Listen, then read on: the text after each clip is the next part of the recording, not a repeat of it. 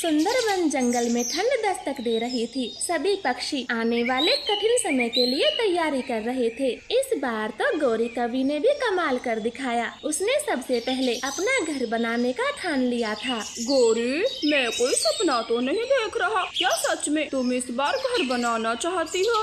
गौरी कवि कालू को चिमटी काटती है। कालू कौवा चिल्ला जाता है, अरे अरे, ये तो हकीकत है। हाँ, ये सपना नहीं हकीकत है। अब जल्दी चलो, हम इस बार सबसे मजबूत और पक्का घर बनाएंगे, उस रानों से भी पहले।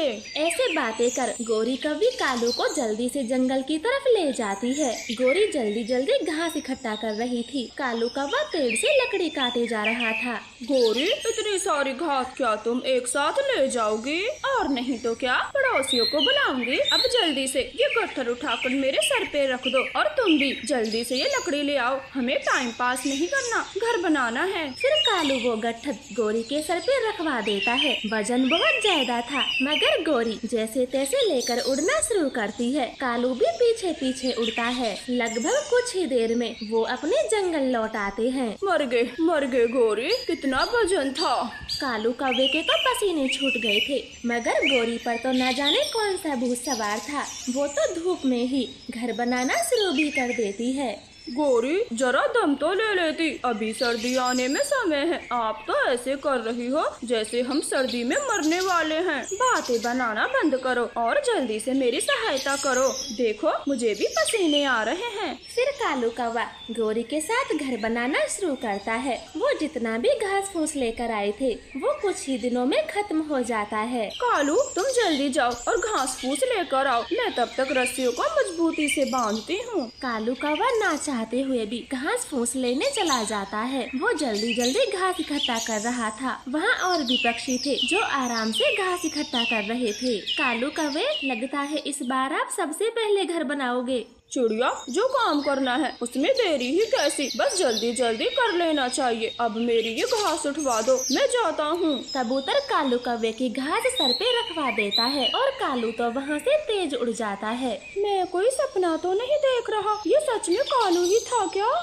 हाँ मिठू, ये कालू कौवा ही था। अब आप भी अपने पंख जल्दी जल्दी चलाएं। मैंने कल देखा था, उन्होंने तो अपना आधा घर बना भी लिया। ऐसे वो सब भी अपनी अपनी घास लेकर उड़ जाते हैं। कुछ समय बीत जाता है और जैसा कि गौरी कवि चाहती थी, उसका घर सबसे पहले बनकर तैयार हो जाता है। मेरा सुंदर घर, मेरे सपनों का घर आखिर सबसे पहले बन ही गया। पर ये कालू न जाने कहाँ चला गया है। गौरी, मैं यहाँ हूँ, तुम्हारे पीछे नए घर के लिए फूल लाया हूँ। इनकी माला बनाकर दरवाजे पर लगाएंगे, हमारा घर बहुत सुंदर लगेगा। फिर वो दोनों खुशी खुशी फूलों की माला बनाते हैं और दरवाजे पर बांध देते हैं। गौरी तो बहुत खुश थी। वो सब पक्षियों के सामने बहुत इतरा रही थी। चिड़िया, आपका घर तो अभी आधा बना है, हमें देखो, हमारा घर कब का पूरा बन गया। बहुत बहुत बधाई गौरी कवि, बस हमारा घर भी बनने ही वाला है, कुछ दिनों की बात है। अच्छा ठीक है, अब मैं कबूतर का घर देख कर आती हूँ, उसका घर बना या नहीं। गौरी कबूतर के घर जाती है। कबूतर बीच में बीमार हो गया था, इसलिए उसका घर तो थोड़ा ही बना था। गौरी कवि खूब हंसती है। कबूतर, आपके घर का तो सिर्फ ढांचा बना है, लगता है घर अगली सर्दियों में बनेगा। गौरी, इतना भी मजाक न बनाओ, दवा ले ली है मैंने, जैसे ही आराम पड़ता है मैं जल्दी से घर ही बनाऊंगा। अगर तेरा बुखार ठीक ही ना हो तो सर्दी गुजारने पहाड़ियों में चले जाना, मगर चीलों से सावधान रहना। गौरी, मेरा दिमाग खाना बंद करो, तुम जाओ यहाँ से, मैंने दवा ली है, आराम करना चाहता हूँ। हाँ, करो आराम, लेकिन घर बनाना मत भूल जाना। छत पक्की करने के लिए काली घास ढूंढ कर लाना, वरना बाद में बड़ी दिक्कत हो जाएगी। ऐसे बोलते हुए गौरी कवि वहाँ से चली जाती है। वो मिट्ठू से भी बोलती है, मिट्ठू तोते, घर में शीशम की लकड़ी लगाओ, ना कि नीम की। हमने अपना पूरा घर शीशम की लकड़ियों से बनाया है, वो बहुत मजबूत होती हैं। गौरी कवि, मैं तो हर बार नीम की ही लकड़ी लगवाता हूँ, ये भी कहीं नहीं जाती, बहुत मजबूत बनता है घर। मेरे कहने से इस बार शीशम की लकड़ी लगा लो, फिर देखना घर कितना चलता है। ऐसे सलाह देते हुए गौरी वहाँ से चली जाती है। जिंदगी में पहली बार तो इस गौरी ने घर बनाया है, बस इसीलिए इतरा रही है, लेकिन मुझे क्या, मैं तो नीम की ही लकड़ी लगाऊंगा।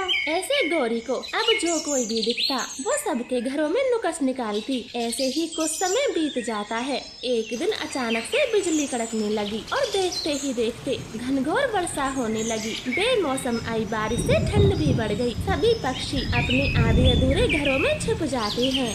कालू, जल्दी वो देखे, कबूतर की तो छत ही नहीं है, वो कैसे बैठा है। गौरी, हमारा घर तो बना पड़ा है, फिर तुम्हें दूसरों से क्या लेना, मुझे सोने दो, बहुत तेज नींद आ रही है। ऐसे बोलकर कालू कौवा तो सो जाता है, मगर गौरी को कहाँ चैन था। वो तो बस भीगते हुए पक्षियों को देखना चाह रही थी। तभी वहाँ एक बंदर खुद को बचाने के लिए पेड़ के पास आता है। गौरी तो बंदर को देखते ही बोल जाती है, तुम इतने होशियार बने फिरते हो, तो फिर ऐसे मौसम से बचने के लिए घर क्यों नहीं बनाया।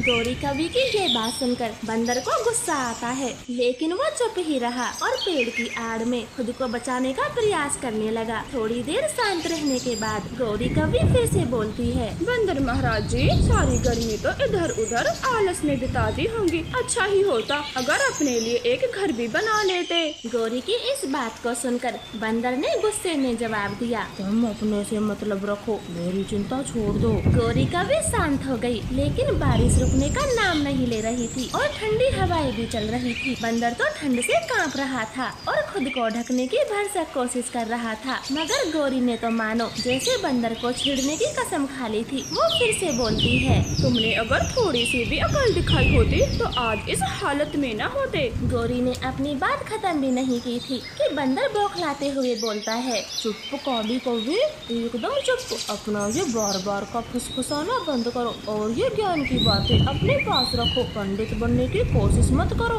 गौरी चुप हो गई। अब तक काफी पानी गिर चुका था। बंदर बिल्कुल भीग गया था और बुरी तरह से कांपे जा रहा था। इतने में गौरी से नहीं रहा गया। वो फिर से बोली, कम से कम अब तो घर बनाना सीख लेना। इतना सुनते ही बंदर तुरंत ही पेड़ पर चढ़ना शुरू करता है। भले मैं घर बनाना नहीं जानता हूँ, लेकिन तोड़ना अच्छे से जानता हूँ। ये कहते हुए उसने गौरी का घर तहस नहस कर दिया। अब गौरी कालू बंदर की तरह बेघर हो गए थे और ठंड से कांप रहे थे। दोस्तों, ऐसा बहुत बार होता है, लोग मुसीबत में फंसे व्यक्ति की मदद करने की बजाय उसे दुनिया भर की नसीहत देने लगते हैं। वयस्क होने के नाते हर कोई अपनी स्थिति का खुद जिम्मेदार होता है। शुभ चिंतक के रूप में हम एक आध बार सलाह तो दे सकते हैं, हाँ, पर उसकी कमी के लिए बार बार टोकना गौरी कवि की हालत में पहुंचा सकता है। प्लीज हमारे चैनल को सब्सक्राइब करें। आपका